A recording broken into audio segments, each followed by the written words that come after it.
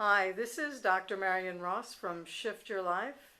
This is part of the Shift Your Life Sacred Site Travel Series with Tim Wallace Murphy, a well-known physician, psychologist, author of over 12 books, many of them bestsellers, a medieval scholar, an Egyptian scholar, a biblical scholar, and an all-around great guy.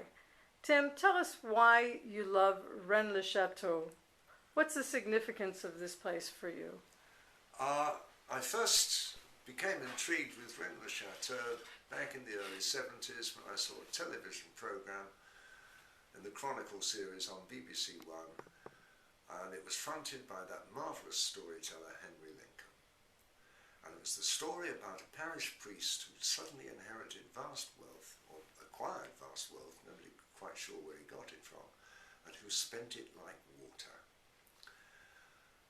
Henry did 2 more television programs over the next 6 or 7 years, and then ended up writing a book with Michael Bagent and Richard Lee, which became a world bestseller, The Holy Blood and the Holy Grail.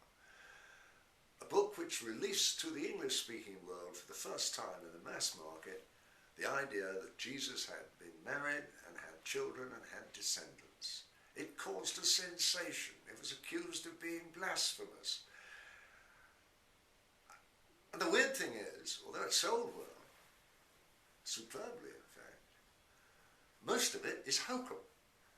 Did Henry know it was hokum? No, he does now, and he turns around and he's quite honest about it. He said all we did was put forward some hypotheses, and it's up to other people to prove or disprove them, which is a totally honest point of view. But his contention that Jesus had descendants and who are still among us today is very, very true, though not, I must add, in the manner he described in that particular book. A few years later, I wrote a book called Rex Deus, which refuted some of the major errors in the Holy Blood and the Holy Grail, and put an alternative point of view. And Rennes Le Chateau has fascinated me ever since. I go there 3 or 4 times a year, and among the many reasons I go there is to try and figure out what really all the fuss is about. Because most of the places I go to have very strong, tangible earth energy.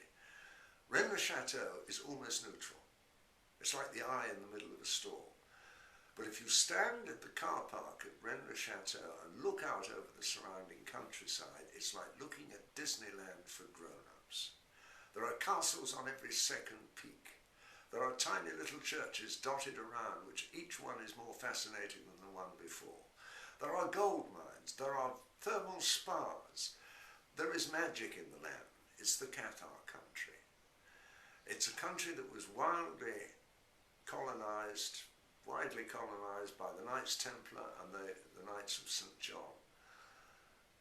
It was almost the epicenter of European culture for a while. During the Cathar period, for example, it is claimed by some authorities that if it hadn't been for the crusade against the Cathars, the Renaissance would have happened 200 years earlier than it did, but in the southwest of present-day France rather than in northern Italy.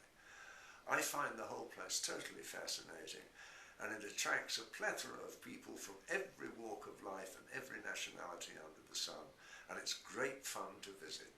It's also very stimulating, and I can advise anybody who's vaguely interested in the history of European spirituality to go have a look and find out for yourself. That's a great recommendation, Tim. If someone would like you to lead a trip to Rennes Le Chateau, how could they reach you?